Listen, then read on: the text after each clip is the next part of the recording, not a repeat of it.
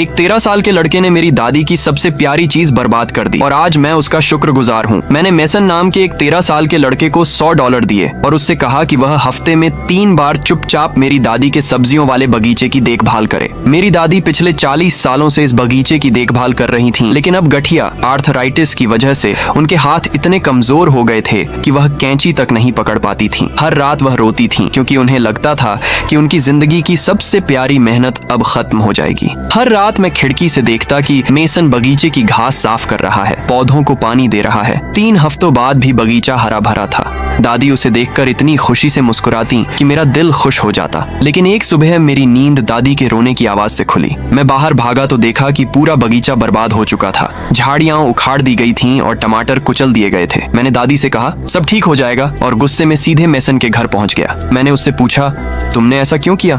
Mason की आंखों में आंसू आ गए। उसने बताया कि बगीचे की देखभाल करना उसके लिए मुश्किल हो रहा था, इसलिए पिछली रात वह अपने एक दोस्त को मदद के लिए ले आया था। लेकिन जब मेसन का ध्यान नहीं था तो उसके दोस्त ने मजाक मजाक में पूरे बगीचे को रौंद दिया। मेसन रोते हुए मेरे दिए हुए सारे पैसे लेकर आया और बोला सर मुझे माफ कर दीजिए, ये मेरी गलती है। मैं कुछ पल के लिए चुप रह गया। मैंने पैसे वापस लेने से मना कर दिया और दादी के घर लौट आया। रास्ते में मैं नई मिट्टी खरीदने के लिए रुका, लेकिन जब वापस आया तो जो मैंने देखा उसने मेरा दिल छू लिया। आगे देखने से पहले हर कोई अपनी माँ के लिए लाइक कर देता है, लेकिन उन पापा का क्या जो दिन रात बिना किसी शिकायत के मेहनत करते रहते हैं सिर्फ हमारी खुशी और हमारे सपनों को पूरा करने के लिए।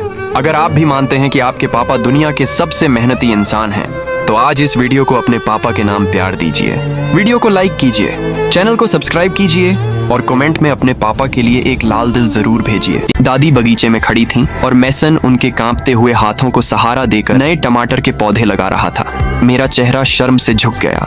दादी मुस्कुराकर बोली ये कितना अच्छा लड़का है। इसने बगीचा देखा और खुद ही उसे ठीक करने आ गया। मैंने मेसन की ओर देखा। उसने धीरे से कहा मैंने गलती की है तो उसे सुधारना भी मेरी जिम्मेदारी है। उस पल मुझे एहसास हुआ कि उसे अपनी गलती का सच में पछतावा था। मैं भी उनके पास बैठ गया, मिट्टी का बैग खोला और उनके साथ पौधे लगाने लगा। उस दिन के बाद हम तीनों रोज मिलकर बगीचे में काम करने लगे। धीरे धीरे दादी के हाथों का कांपना भी कम होने लगा और कुछ ही महीनों में बगीचा पहले से भी ज्यादा सुंदर और बड़ा बन गया। जब सब काम पूरा हो गया तो मैंने मेसन को फिर से $100 देने चाहे, लेकिन उसने मुस्कुराकर सिर हिला दिया और कहा अब आपकी दादी मुझे कपकेक और डोनट्स खिलाती हैं।